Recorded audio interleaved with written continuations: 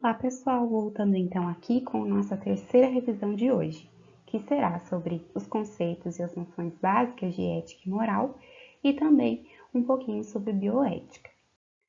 Pessoal, quais são as diferenças básicas e as definições de ética e moral?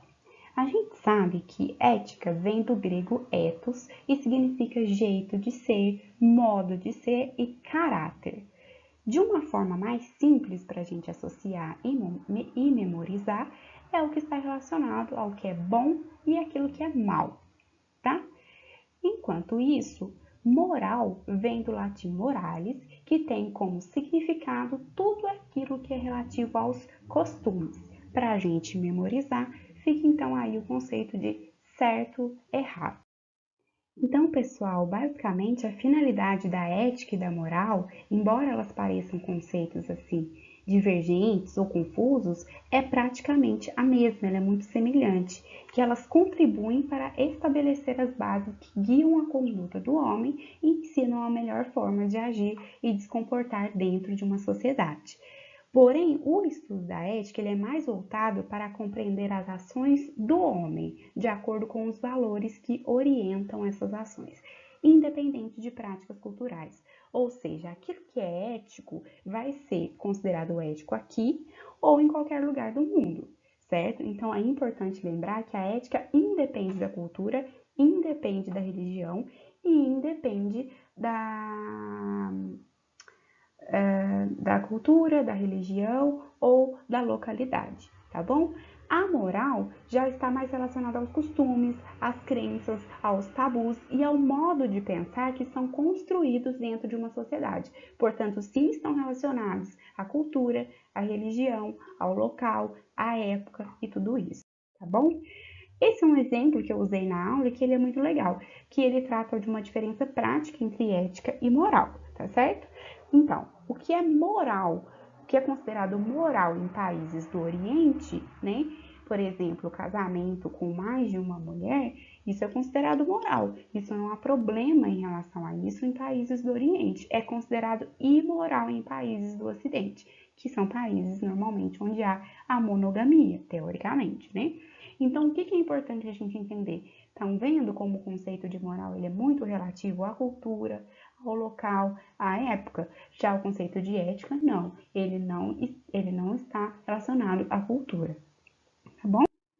Aí, pessoal, agora um outro exemplo para vocês de uma questão ética, de uma abordagem ética. O furto, por exemplo, ele é uma atitude antiética, independente do local ou da região do mundo. Não muda com as diferenças de crenças, valores, costumes, cultura e religião.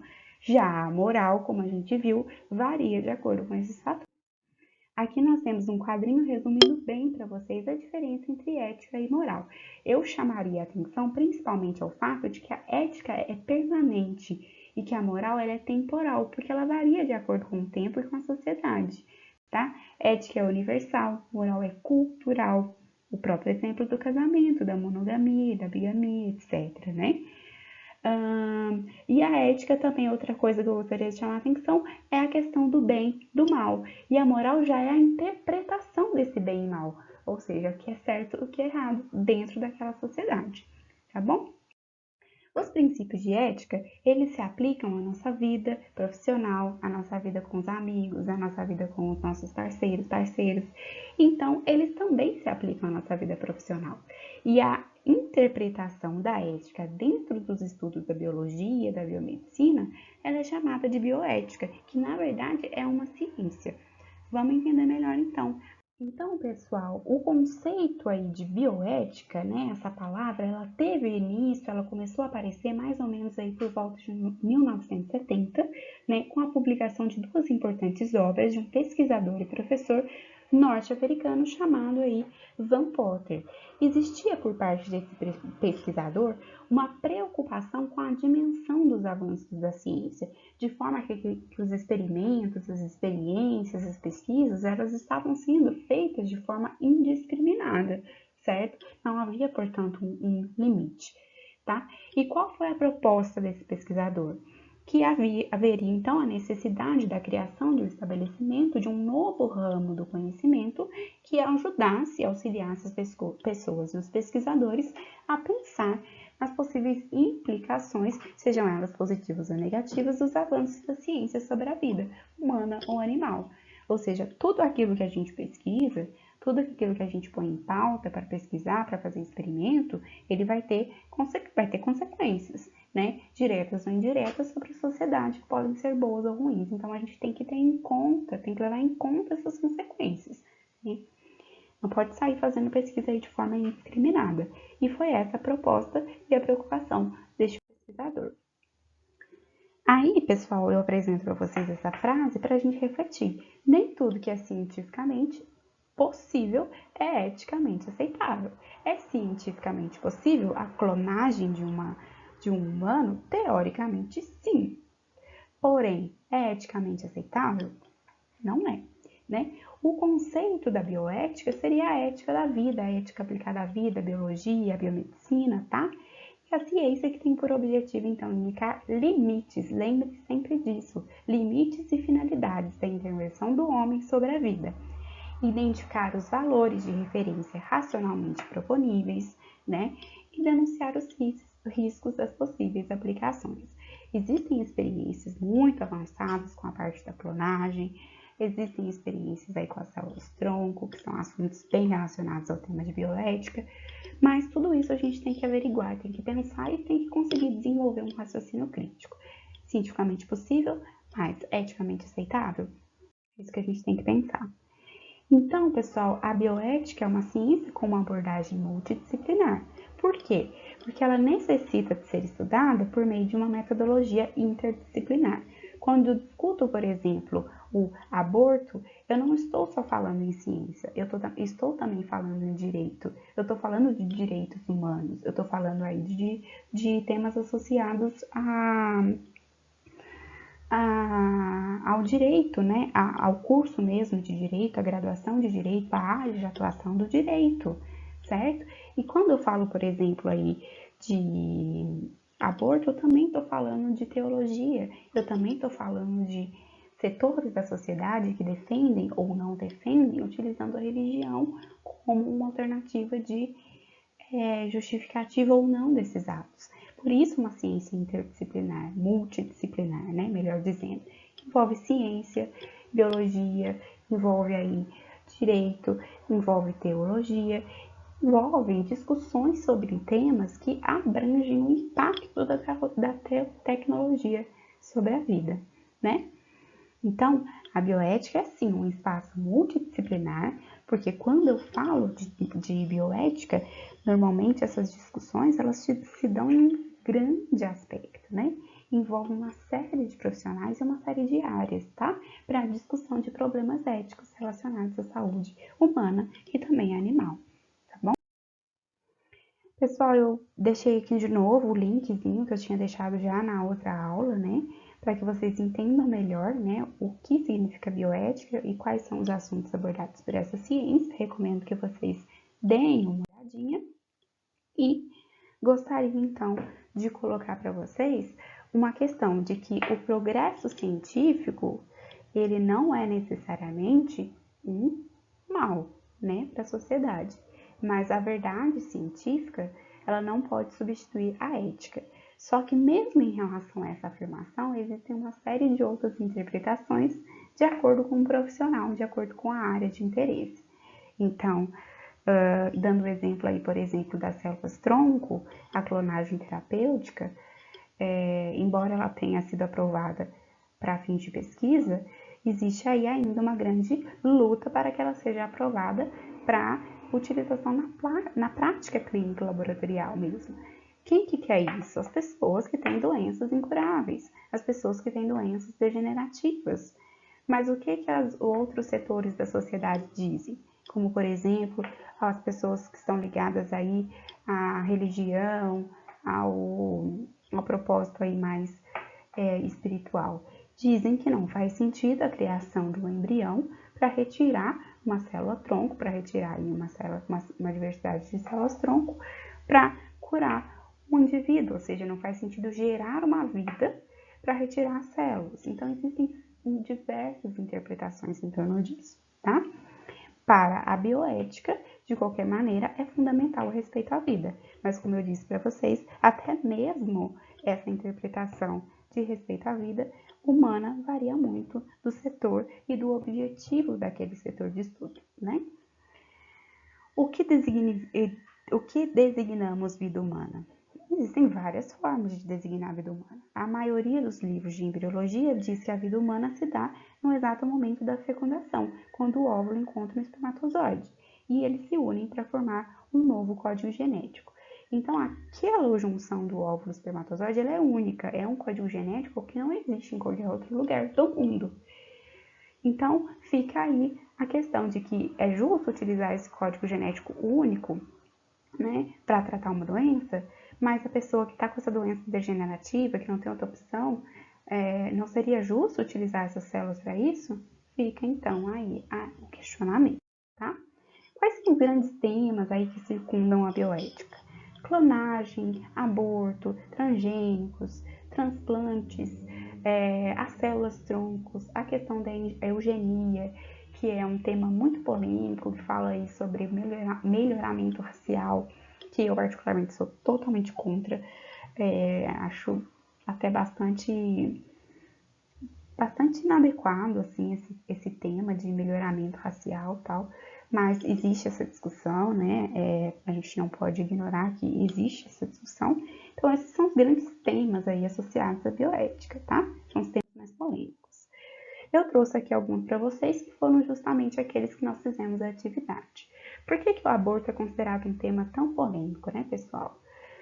O aborto consiste na interrupção da gravidez, resultante da remoção do feto ou do embrião antes dele ter a capacidade, né, de sobreviver fora do útero. No Brasil, ele é considerado um crime, né? Existem alguns casos, né, algumas exceções de que o aborto seria permitido, que é quando ele traz, quando aquela gravidez ela traz algum risco de vida à saúde da mãe, quando trata-se de um estupro, né, como a gravidez resultante de um estupro, e quando o feto ele é anencefalo, ou seja, ele não possui aí a estrutura do encéfalo, tá bom? Então, essas são algumas situações nas quais o aborto seria permitido, em outras situações ele não seria permitido. Nós conversamos bastante sobre isso, eu li alguns trabalhos de vocês, vi que vocês argumentaram, colocaram aí os prós e contras, gostei da maioria dos trabalhos, estavam bem escritos e tudo mais, achei muito interessante, né? O que fica aí em torno dessa questão do aborto? Fica a questão da mulher que tem o seu corpo e suas próprias regras, então existe esse setor. Existe um outro setor da sociedade que diz que não, que isso é uma vida, que ela jamais pode ser interrompida. Diz um outro setor que uma vida que não é desejada não vai ter amor, não vai ter cuidado, não vai ter carinho. Então existe uma série de fatores envolvidos. O que é importante para a gente? Que a gente saiba quais são os prós e os contras e saiba argumentar de forma científica. Por mais que a gente tenha a nossa religião, cada um tem a sua e eu respeito, é importante a gente sempre argumentar de forma científica e saber sempre expor os prós e os contras, tá?